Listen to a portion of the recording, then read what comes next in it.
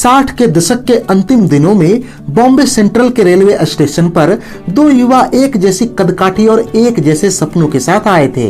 एक पंजाब का, दूसरा इलाहाबाद का। दोनों बॉलीवुड में अपना कैरियर बनाना चाहते थे। दोनों आगे चलकर बॉलीवुड फिल्मों के महान कलाकार बने, जिन्हें हम विनोद खन्ना और अमिताभ बच्चन के नाम से जानते हैं। इन दोनों कलाकारों ने अपने संघर्ष और प्रतिभा के बल पर फिल्मों में नाम तो बनाया, पर दोनों की मंजिलें अलग हो गईं। एक को जहां सदी के महानायक सरी की पदवी दी गई, वहीं दूसरे ने अपनी अपार प्रतिभा का सदुपयोग नहीं किया और वो हासिल नहीं कर पाए जिसके वो दावेदार और कहीं न कहीं हकदार भी थे। आज के इस बेहद ही रोचक एपिसोड में हम विश्लेषण करेंगे विनोद खन्ना साहब की उन गलतियों की जिन्होंने उन्हें महानायक नहीं बनने दिया और उन्हीं के सह कलाकार अमिताभ बच्चन की सुपरस्टार बनने की राह बनाई। तो फिर चैनल को सब्सक्राइब करके वीडियो को पूरा देखते रहिए। दोनों के शुरुआती फिल्मी कैरियर पे गौर करें तो पता चलता है कि जहां विनोद खन्ना मन का मीत और नतीजा जैसी फिल्मों में खलनायक बने, वहीं अमिताभ बच्चन ने 7 हिंदुस्तानी में सहायक भूमिका निभाई। यहाँ यह जानना बड़ा दिलचस्प हो जाता है कि दोनों को ही अपनी अपनी पहली फिल्में किसी अन्य के रोल छोड़ने और उन्हीं के रिकमेंडेशन से मिली थी। जहाँ मन का मीत विनोद खन्ना को उस दौर के स्थापित चरित्र अभिनेता व खलनायक मनमोहन के रोल छोड़ने और सुनील दत्त को इनका नाम सुझाने से मिली थी, वहीं अमिताभ को 7 हिंदुस्तानी फिल्म टीनू आनंद के फिल्म छोड़ने और इसके निर्देशक के अब्बास को इनका नाम सजेस्ट करने से हासिल हुई थी। मन का मीत और 7 हिंदुस्तानी दोनों साल 1969 में आई इन दोनों की डेब्यू फिल्म रही। अपनी अपनी फिल्मों में दोनों ने अच्छा काम तो किया, पर विनोद खन्ना को एज अ विलेन लोगों ने खूब पसंद किया। इसके 2 सालों के बाद 1971 में दोनों के कैरियर में वो फिल्में आई जिससे इन्होंने इस बात का संकेत दे दिया कि ये लंबी रेस के घोड़े हैं। ये फिल्में थी मेरा गांव मेरा देश और आनंद। विनोद खन्ना फिल्म मेरा गांव मेरा देश में एक ऐसे खलनायक के तौर पर दिखे जो फिल्म के नायक धर्मेंद्र से किसी भी मामले में कम नहीं थे, चाहे बात हैंडसमनेस की हो या फिर एक्टिंग की। उधर आनंद में अमिताभ बच्चन इस बार बड़ी भूमिका में दिखे, जो कि फिल्म के सहनायक थे। जहां फिल्म मेरा गांव मेरा देश उस साल की दूसरी सबसे ज्यादा कमाई करने वाली फिल्म बनी, वहीं आनंद ने उस साल के फिल्म फेयर अवार्ड्स में सर्वाधिक 6 अवार्ड्स जीते। फिल्म मेरा गांव मेरा देश ने विनोद खन्ना को सबसे हैंडसम विलेन की उपाधि दिलवाई। वहीं आनंद फिल्म के लिए अमिताभ बच्चन ने उस साल के बेस्ट सपोर्टिंग एक्टर का फिल्म फेयर अवार्ड जीता। यहाँ यह भी कहा जाए तो गलत न होगा कि उन दिनों अगर फिल्म फेयर अवार्ड्स में बेस्ट विलेन के अवार्ड्स की कोई कैटेगरी होती तो मेरा गांव मेरा देश के लिए निसंदेह विनोद खन्ना इसके सबसे बड़े दावेदार होते। खैर, इसके बाद दोनों अपनी अपनी बुद्धिमत्ता के अनुसार फिल्में चुनने लगे। जहां विनोद खन्ना ने कम बजट की फिल्मों में हीरो व सहायक भूमिकाएं करनी शुरू कर दी, वहीं अमिताभ बच्चन ने बड़ी बजट की और नामचीन निर्देशकों की फिल्मों का बड़ी सावधानी से चयन करना शुरू किया। इसी क्रम में अमिताभ बच्चन की प्रकाश मेहरा द्वारा निर्देशित फिल्म जंजीर आई और फिल्म ने वो कमाल किया कि Amitabh Bachchan angry young man बनकर उभरे, जबकि विनोद खन्ना ने हम तुम और वो, एक हसीना दो दीवाने और 5 दुश्मन जैसी दर्जनों फ्लॉप फिल्मों में काम किया। अगर इस दौरान विनोद खन्ना अधिक फिल्मों के जगह पर कम और गुणवत्तापूर्ण फिल्मों को चुनते तो बात कुछ और ही होती। खैर, अभी भी बात नहीं बिगड़ी थी और साल 1974 में विनोद खन्ना ने हाथ की सफाई फिल्म में काम किया, जिसके लिए इनके काम को काफी सराहा गया और उस साल के बेस्ट सपोर्टिंग एक्टर का फिल्म फेयर अवार्ड से भी नवाजा गया। लेकिन अभी भी विनोद खन्ना फिल्म मेरा गांव मेरा देश जैसी जादुई अभिनय को दोहरा नहीं पाए थे। पर हाँ, फिल्मी गलियारों में और दर्शकों के बीच यह कानाफूसी शुरू हो गई थी कि अगर इस वक्त फिल्म इंडस्ट्री में अमिताभ के टक्कर का कोई अभिनेता है तो वो है विनोद खन्ना। इसी दौरान साल 1975 में अमिताभ बच्चन के बतौर लीड हीरो एक अन्य फिल्म जमीर आई और इसमें विनोद खन्ना ने भी काम किया, पर फिल्म में दोनों का कोई खास टकराव देखने को नहीं मिला, क्योंकि इसमें विनोद खन्ना ने मेहमान भूमिका निभाई थी।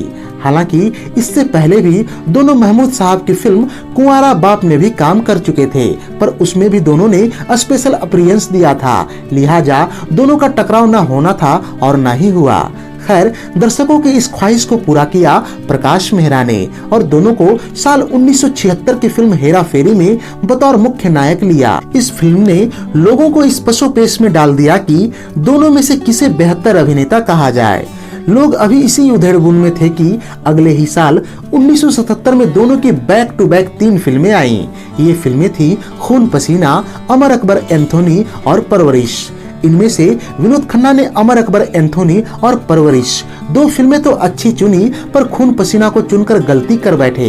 इस फिल्म में अमिताभ बच्चन पूरी तरह से छाए रहे और विनोद खन्ना के हिस्से में एक ऐसी भूमिका आई जो न तो उनके चिर परिचित अंदाज के अनुसार लिखा गया था और न ही उनका स्क्रीन प्रेजेंस अच्छा था। फिल्म में विनोद खन्ना एक ऐसे सहायक अभिनेता बनकर रह गए थे जिनके हिस्से में कुछ फाइट सीन्स और एक भूरे बालों का विग आया। लोगों को आज तक यह समझ में नहीं आया है कि फिल्म में इनके भूरे बालों के विग का क्या औचित्य था।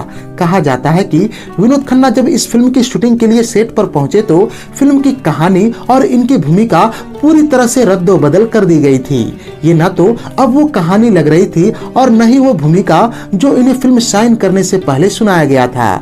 जब इस बारे में उन्होंने प्रकाश मेहरा से शिकायत की तब कहीं जाकर इसमें कुछ बदलाव किए गए, पर इस वक्त तक फिल्म का अधिकांश हिस्सा अमिताभ बच्चन को लेकर शूट हो चुका था, जिसे अब बदलना मुमकिन न था। अंत में मन मारकर विनोद खन्ना ने फिल्म में सहायक अभिनेता शरी की भूमिका ही स्वीकार कर ली, जो कि इनके कैरियर के लिए बेहद ही घातक सिद्ध हुआ। अगर सही मायनों में देखा जाए तो उनका इस फिल्म को छोड़ देना ही उचित होता। खैर, इसके अगले ही साल 1978 में दोनों की जोड़ी की एक अन्य फिल्म आई, मुकद्दर का सिकंदर। इस फिल्म में भी विनोद खन्ना सहायक भूमिका में ही दिखे, जो कि इनके नंबर 1 बनने की राह में सबसे बड़ा रोड़ा साबित हुआ।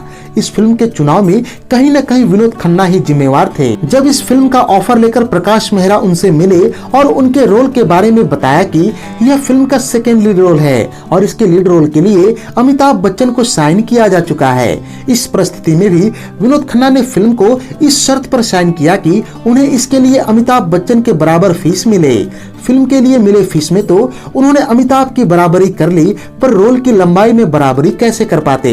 इस तरह से विनोद खन्ना का एक और फैसला गलत साबित हुआ। इसी दौरान विनोद खन्ना ने एक और ऐसा फैसला लिया जो इनके कैरियर रूपी ताबूत पर अंतिम कील साबित हुआ। दरअसल उन दिनों विनोद खन्ना को मेडिटेशन में गहरी रुचि शुरू हुई और 1978 में एक प्रेस कॉन्फ्रेंस करके लोगों को सन्न कर दिया कि वो अपने पारिवारिक और फिल्मी जीवन का त्याग कर रहे हैं और अपनी अधूरी फिल्मों को पूरा करके फिल्मों की दुनिया को अलविदा कहकर सदा के लिए ओशो रजनीश के शरण में चले जाएंगे। साल 1981 तक आते आते विनोद खन्ना फिल्मों और परिवार को छोड़कर ओशो को ज्वाइन कर लिया। अब अमिताभ बच्चन के सुपरस्टार बनने की राह में कोई रोड़ा न था। इस तरह से विनोद खन्ना ने कई गलत फैसले किए जिसके कारण इन्हें वो मकाम हासिल न हुआ जिसके ये हकदार थे। यद्यपि 80 के दशक के अंत तक आते आते जब ओशो रजनीश से इनका मोह भंग हुआ तो पुनः इन्होंने फिल्मों और पारिवारिक जीवन में वापसी करने की कोशिश तो की, लेकिन तब तक काफी वक्त गुजर चुका था। साल 1998 में दिए गए एक इंटरव्यू में जब इनसे अमिताभ बच्चन के साथ प्रतिद्वंदिता के बारे में पूछा गया तो इनका जवाब था कि 70 के दशक में वाकई में हमसे कई गलतियां हुई, पर सब विधि का विधान है जिस पर हमारा कोई जोर नहीं। साथ ही साथ इन्होंने यह भी कहा कि भले आप लोगों को लगता है कि उन दिनों अमिताभ मुझसे बेहतर अभिनेता थे, लेकिन आज भी 100 लोगों को जब इस बारे में आप पूछेंगे तो 50 अमिताभ के पक्ष में होंगे जबकि 50 मेरे पक्ष में। खैर, आप कमेंट करके हमें अवश्य बताएं कि दोनों में से आप किसे बेहतर अभिनेता मानते हैं। तो ये थी विनोद खन्ना और अमिताभ बच्चन के फिल्मी कैरियर पर हमारा एक तुलनात्मक विश्लेषण। इन दोनों अभिनेताओं की साथ में की गई फिल्मों खून पसीना और मुकद्दर का सिकंदर के अनसुनी बातों पर हमने पहले ही वीडियोज बना रखी हैं। अगर आप उन वीडियोज को देखना चाहते हैं तो उनके लिंक इस वक्त स्क्रीन पर दिख रहे होंगे। बहरहाल, आपको यह वीडियो कैसी लगी हमें अवश्य बताएं। अगर यह वीडियो आपको पसंद आई हो तो इसे लाइक और शेयर करें तथा ऐसे ही दिलचस्प वीडियोस की नोटिफिकेशन पाने के लिए चैनल को सब्सक्राइब करके बेल आइकन में ऑल का बटन दबा दें। धन्यवाद।